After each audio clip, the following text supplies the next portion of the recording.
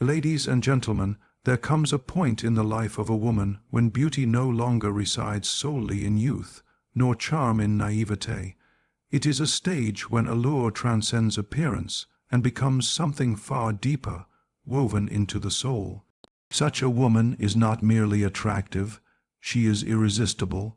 Why? Because she is whole. She has come into alignment with her inner world.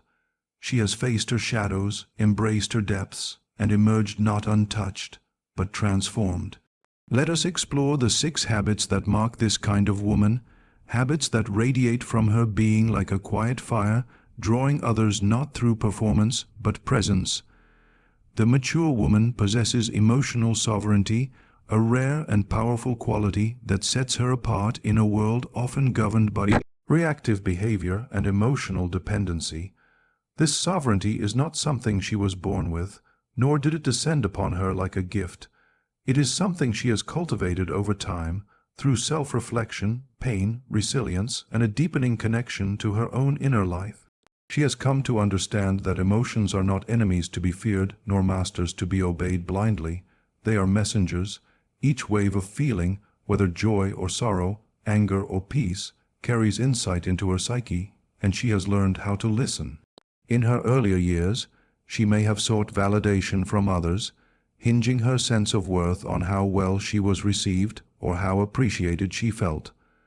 But experience, especially the kind that wounds and humbles, taught her that this path leads only to instability. She recognized that relying on external conditions to shape her internal state was a form of spiritual bondage, a life lived in reaction rather than creation. So she turned inward.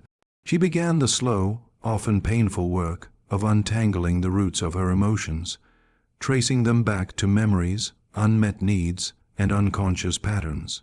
She learned to sit with her discomfort, to cradle her pain without judgment, and to meet herself where she truly was rather than where she wished to be. Through this process, she began to reclaim her emotional autonomy. She realized that feeling sadness did not mean she was broken, nor did anger mean she was dangerous. Emotions became data, not directives. She could observe them, honor them, and choose her response rather than be swept away by them. In doing so, she became someone others naturally turned to, not because she had all the answers, but because she emanated calmness in the face of chaos. Her ability to remain grounded did not come from denial or detachment. It came from integration. She could feel deeply without being ruled by her feelings, and that is a rare and magnetic quality. This internal mastery extends into her relationships. She does not seek a partner to fill an emotional void. She seeks one to share in her wholeness. Because she does not demand that others manage her emotional state, she creates a space where true intimacy can emerge, free from manipulation, guilt, or codependence. She is compassionate, but not a savior. She can hold space for others' feelings without drowning in them. This makes her a healing presence, not because she absorbs pain, but because she mirrors what self-possession looks like. Her emotional sovereignty also expresses itself in how she makes decisions. She does not act from impulse, nor is she swayed by the ever-shifting tides of opinion. She consults her inner compass first, trusting the wisdom she has gained through lived experience. When she speaks, it is from a place of considered truth, not momentary emotion. And when she chooses silence, it is not out of repression, but out of discernment. There is intention in her every gesture, a sense of centeredness that speaks louder than words. Others may not always understand her, but they feel her depth, and they sense the strength beneath her quiet exterior. Her sovereignty is not a barrier, it is an invitation. It draws people in not to fix her or save her, but to witness her. She teaches, without preaching, that we are all capable of this kind of emotional freedom if we are willing to stop outsourcing our power and start facing ourselves with honesty. She is not afraid to cry, but she does not let her tears drown her. She is not immune to heartbreak, but she does not allow it to harden her. She feels everything, but she is not ruled by anything. She does not live in resistance to pain or in pursuit of constant happiness. She lives in alignment with truth. And it is this alignment that makes her presence so magnetic, so quietly powerful, so undeniably compelling. The mature woman has walked into the shadowed corridors of her own psyche, not as a victim or as an escapee, but as a seeker. She has come to understand that denying the parts of herself she once feared only gives them power in the dark. The parts of her personality that once embarrassed her, the patterns she repeated in relationships, the emotions she suppressed because they were inconvenient or uncomfortable, she no longer runs from these aspects of herself.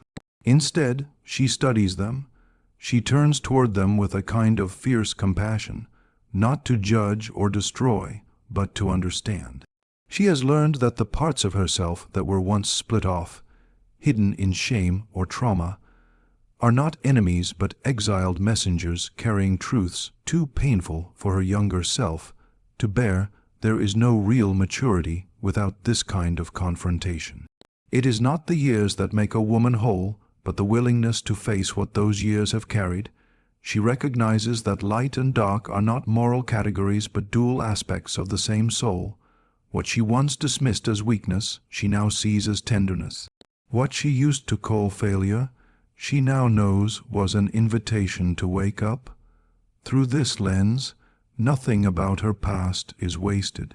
Every betrayal, every heartbreak, every moment she felt abandoned or lost has become a part of her inner landscape, not as wounds to be hidden, but as terrain she has mapped and come to inhabit fully. This habit of embracing her shadow allows her to move through the world with unusual grace. She is not pretending to be something she is not. There is no mask, no forced cheerfulness, no shallow optimism used to disguise fear or self-doubt. When she smiles, it is not because life is perfect, but because she has made peace with its imperfection. When she speaks of joy, it is not naive, it is earned. She has cried the deep, silent tears of transformation, and because of this, she holds both light and sorrow with equal reverence. There is something unmistakably grounding about her presence, as though she has become a living bridge between the visible and invisible. The accepted and the rejected, the conscious and the unconscious others sense this in her. They may not have words for it, but they feel it. She does not flinch at vulnerability. She does not shy away from others' pain because she has already faced her own.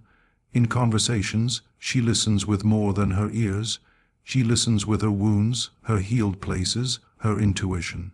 She can meet people in their darkness without trying to fix or rescue them, simply because she knows that transformation is not something you can do for someone, only something you can support within them.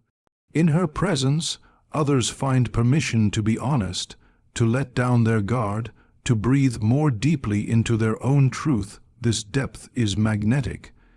It is not the magnetism of charm or performance, but the gravity of someone who has found wholeness by embracing her contradictions. She no longer needs to be seen as good or right or desirable all the time. She is more interested in being real than being approved of. Her self-worth is not constructed on the fragile scaffolding of how others perceive her. It is anchored in the truth she has uncovered within. This makes her unpredictable in the most liberating way. She is not bound by the expectations of others, not controlled by the roles she is supposed to play. She has rewritten the script of her life, not by rejecting her past, but by integrating it. In doing so, she becomes a mirror, not a mirror that flatters or distorts, but one that reflects others back to themselves with raw honesty and unshakable compassion. She reminds people of what is possible when you stop hiding from yourself. She reveals that true power lies not in perfection, but in wholeness, not in superiority, but in integration. She is not trying to transcend her humanity, she is living it fully. And in a world that teaches us to divide ourselves in order to be loved, the woman who has embraced her shadow becomes a symbol of what it means to be truly, irresistibly alive. The mature woman does not speak to be loud, nor to be heard by many, but to express something real from within. Her words are not weapons, not decorations, not echoes of what others wish to hear. They come from a place of thoughtfulness, of depth, of inner clarity. She has learned the value of silence, not as absence, but as presence. She no longer fears it, no longer rushes to fill it with empty sound. In fact, she honors it. She recognizes that much of what is essential cannot be spoken at all, and so when she does speak, it matters. There is a slowness to her speech sometimes, a deliberate stillness in the way her thoughts form. She is not performing.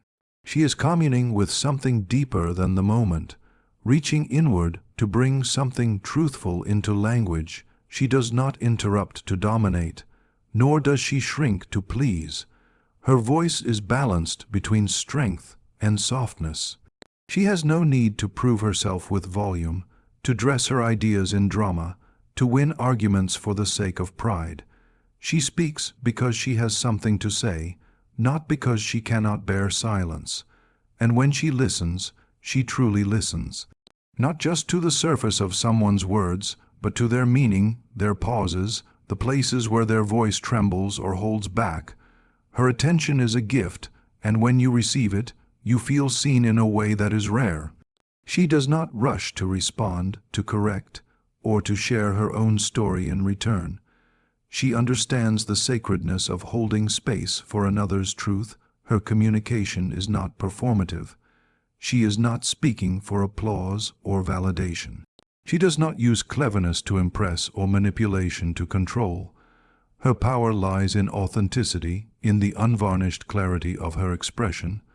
There is humility in her tone, not because she doubts herself, but because she has learned that wisdom does not shout. She can speak with authority without aggression, with conviction without defensiveness, and because she does not speak often just to fill time, her words carry weight. When she gives advice, it is not unsolicited or self-serving. It comes from lived experience, from failures she has survived, from insights she has earned. There is an emotional resonance to her voice that makes people stop and consider what she is saying. She no longer uses words to mask vulnerability or to assert false confidence. She does not need to tell the world she is strong because her strength is evident in her composure, her clarity, her boundaries. She does not flatter, but she uplifts. She does not manipulate, but she influences through presence. She can sit in discomfort without using conversation to escape it. She has felt what it is to say too much and regret it, and she has learned from that. She speaks less now, but when she does, she speaks with more meaning. Even when she disagrees, there is respect in the way she communicates. She knows that silencing others is not a sign of power, and that true dialogue invites difference without fear in a culture obsessed with speed and sound. Her quiet becomes a form of rebellion. In a time where many speak to be seen, she speaks to connect. Her language is clean, free of manipulation, rooted in intention. She uses language not to defend a persona, but to reveal a truth. She knows that real conversation requires courage. The courage to speak what is real even when it may not be popular. The courage to stay silent when silence says more than words ever could. She has felt the ache of being misunderstood and the burden of speaking when no one is listening. She no longer chases understanding. She offers it, and that offering is magnetic. People seek her out not because she is entertaining, but because she is nourishing. They do not always know why they feel calmer around her, why they leave her feeling clearer, lighter, more grounded. It is not what she says alone, but the energy with which she says it. She speaks from wholeness, and that wholeness makes her voice unforgettable. The mature woman no longer sees beauty as something she must chase, construct, or borrow. She has lived long enough to witness how the world shifts its standards with every passing season, how it praises the surface while neglecting the soul, how it seduces with promises that often lead to disconnection. And in response to all of this, she has turned inward to cultivate a beauty that does not fade, a beauty not bound by age or fashion or approval. Her beauty is the result of devotion, not to image, but to essence. She has learned that when the inner world is tended with care, the outer presence radiates with an authenticity no makeup or mirror can replicate. She does not adorn herself to compete or to compensate, but to express the poetry of her being. Her style is an extension of her spirit, not a disguise. She wears what reflects her truth, whether it is bold or simple, colorful or muted. She moves with the elegance of someone who is not performing but simply being. And in that being there is grace. Her appearance is not an effort to distract from who she is. It is an invitation to see her more clearly. People are drawn to her not because she demands attention, but because she carries herself with intention. Her beauty does not shout. It whispers with certainty. She understands that a beautiful life is not measured by appearances, but by presence. Her beauty is built in the way she tends to her daily rituals, the way she prepares a meal with care, the way she keeps her space sacred and calm. She finds beauty in the ordinary and creates it wherever she goes. There is a harmony between her inner life and her outer world, a symmetry that others feel even if they cannot name it. She no longer views self-care as indulgence. It is now a form of reverence. Her body is not a battlefield for perfection, but a vessel of wisdom, memory, and movement. She treats it with kindness not out of vanity, but out of gratitude. Her laughter is part of her beauty. It is not restrained by fear of looking foolish or too loud. It comes from deep within, from a place of unfiltered joy, of having cried deeply enough to know what it means to laugh freely. Her eyes do not sparkle because of age or cosmetics. They shine because she sees the world with depth. She has looked closely at pain and still chooses to look for light. That resilience is beautiful in a way that cannot be captured in photographs or described in compliments. It is the kind of beauty that leaves an imprint, that lingers long after she has left the room. She does not chase trends because her identity is rooted, not drifting. She is not trying to stay young forever. She is trying to stay herself, forever deepening, forever unfolding. And that self is in constant dialogue with life. She evolves with time rather than resisting it. She ages, not with fear, but with fullness. Every line on her face, every change in her body, she greets as a testament to having lived with courage and curiosity. There is no pretense in her beauty. There is only truth, and truth has a glow of its own. Others may try to define beauty with symmetry or youth, but in her presence, those definitions begin to dissolve. People start to feel something more substantial, more nourishing. They feel inspired not to look like her, but to be more like themselves. That is her quiet power. She doesn't make others feel inadequate. She makes them feel possible. Because her beauty is not exclusive or competitive, it is inclusive, expansive, and generous. She teaches without speaking that real beauty is a reflection of love, love for the self, love for the journey, love for life as it really is. And in that love, there is light that never dims. The mature woman does not live in constant pursuit of what is next, nor does she cling to what was. She has developed the rare and magnetic habit of being fully present. Her presence is not passive, it is awake, deliberate, and deeply alive. She is not distracted by the noise of a world that demands urgency over meaning. She chooses stillness over frenzy, awareness over assumption, and connection over convenience. There is a slowness in her gaze, a softness in her breath, a groundedness in her movements that reveal she is right here, not mentally elsewhere rehearsing the past or predicting the future.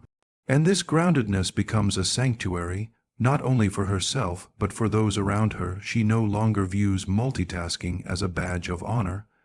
She knows that splitting attention is a way of scattering energy, of diluting one's soul across too many surfaces. Instead, she commits to the moment she's in, whether she is sipping tea, speaking to a friend, walking through a garden, or sitting alone in silence. She brings her full self to that experience. She has come to understand that nothing is truly ordinary when met with presence. Every encounter, every task, every breath holds the potential to deepen her relationship with life. Her ability to be present is not a technique. It is the result of devotion, of years spent learning how to return to herself again and again. When the world pulls her in 1,000 directions, she does not rush to fill silences, to escape boredom, to numb discomfort with constant stimulation. She allows life to unfold at its own pace. In a world obsessed with speed, she is content with depth. This does not mean she is inactive or stagnant. On the contrary, her stillness sharpens her discernment. She knows when to act and when to wait. She knows how to move from a place of inner alignment rather than outer pressure. Her decisions are not reactive, they are rooted. She listens not just with her ears, but with her whole body, with her intuition, with her capacity to feel what is unseen. This attunement to the now gives her clarity that others sense but cannot easily explain. When she is with you, you feel it. She is not checking her phone, rehearsing a response, or thinking about what else she should be doing. She is here, fully, and that kind of attention is so rare that it feels like a gift. In her company, people begin to slow down without realizing it. Their nervous systems settle, their thoughts quiet, their words become more honest. Her presence invites honesty because she is not afraid of what is real. She does not need you to entertain her or impress her. She simply wants you to be just as she is willing to be. And in that shared being, there is a subtle magic that transforms even the simplest conversation into something sacred. She has let go of the illusion that life is happening somewhere else. She no longer searches for meaning in distant places while ignoring what is in front of her. She knows that presence is the only place where life actually occurs. The past is memory, the future is dream, but the now is alive. She touches this aliveness every day, whether through her breath, her senses, her relationships, or her rituals.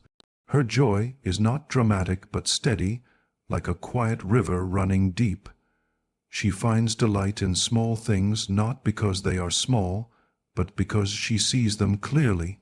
A flower in bloom, a child's laugh, a stranger's smile, the feeling of warm sunlight on her skin, these are not background details to her. They are the essence of being alive. She does not meditate to escape life, but to enter it more fully. She does not seek peace by avoiding pain, but by embracing what is true in each moment. Her life is not perfect, but it is real. And in that reality, she has found something rare, a way of living that does not require constant striving, a way of being that draws others in, not because she demands attention, but because she offers presence. That offering is her power. In a restless world, she is a still point. In a distracted world, she is a clear mirror. And in a fragmented world, her presence becomes a quiet act of wholeness that reminds others of what it means to come home to themselves without needing to go anywhere at all. The mature woman has cultivated a soul that no longer fears solitude. And in that solitude she has discovered her own enoughness. She no longer looks outward for validation, no longer shapes herself to fit the mold others offer her, no longer waits for someone else to choose her before she can choose herself. She has outgrown the craving for approval that once drove her to betray her own needs, her own rhythms, her own voice. What radiates from her now is not arrogance, not defiance, but a quiet and unwavering self-respect. It is the kind of respect that grows only after one has been broken, misunderstood, diminished, and has still chosen to rise without bitterness. She holds herself with the same tenderness she once gave too freely to others. She has become the lover she used to seek, the parent she may never have had, the friend who never leaves. This self-sufficiency is not built on walls or isolation, but on intimacy with her own heart. She knows her emotional landscape like a seasoned traveler knows the curves and patterns of a trusted path. She can sense when she is triggered, when she is tired, when she needs rest or movement or silence, and she responds without guilt. This inner attunement is what makes her so compelling. She does not abandon herself. She stands by her own side, not as an ideal, but as a practice. She no longer apologizes for taking up space. She no longer over-explains her boundaries. She has learned that saying no is not rejection but protection. She has discovered that self-worth does not come from pleasing others but from aligning with truth. She does not puff herself up with pretense, nor does she shrink to make others comfortable. She simply rests in her center, and in that center is a woman who knows what she values, what she will tolerate, and what she will walk away from. Her standards are not negotiable because they are not demands. They are reflections of who she has become through trial, through loss, through deep and honest reckoning. She is generous without being depleted. She is open without being naive. She gives because she chooses to, not because she is afraid not to. There is no need to chase, to prove, to beg. She understands that what is meant for her will find her, and that clinging only pushes things away. This surrender is not passive. It is powerful. It is the kind of surrender that comes when a woman knows her own value so deeply that she no longer has to defend it. She has felt what it means to compromise too much, to give herself away in small pieces, and she has made the radical decision not to do that anymore. She speaks to herself with kindness. She has rewritten the stories that once told her she was not enough. She has stopped waiting for the world to reflect her worth back to her, and instead has chosen to become the mirror herself. This makes her glow from within. It is not a glow that comes from being seen, but from seeing herself. Others may not always understand her, but they feel the integrity she carries. They feel the way she holds herself, not with pride, but with devotion. This self-devotion is not exclusionary, it is expansive. It creates space for deeper love, truer friendship, more honest connection. Because it is no longer filtered through fear or lack, she does not lose herself in love, because she no longer believes that love requires disappearance. She loves with her whole being, but not at the cost of her being. She brings her fullness into every relationship and expects the same in return. She is not afraid to walk alone because she no longer equates solitude with loneliness. She has built a home within herself that is warm and real and always waiting. In that home, she meets the world not from hunger, but from wholeness. And in a world still teaching women to be less, to ask for less, to need less, the woman who knows she is enough becomes a revolution that no one can quite name, but no one can ever forget. And so, the mature woman is irresistible not because she seeks to be, but because she is. She has walked through fire, danced with her darkness, and emerged radiant not in spite of her scars, but because of them. She reminds us that true beauty is not found in perfection, but in authenticity. Not in dominance, but in depth. She is not a mirror reflecting what the world wants her to be. She is a flame, burning from within, inviting us all to remember who we are beneath the masks. Thank you.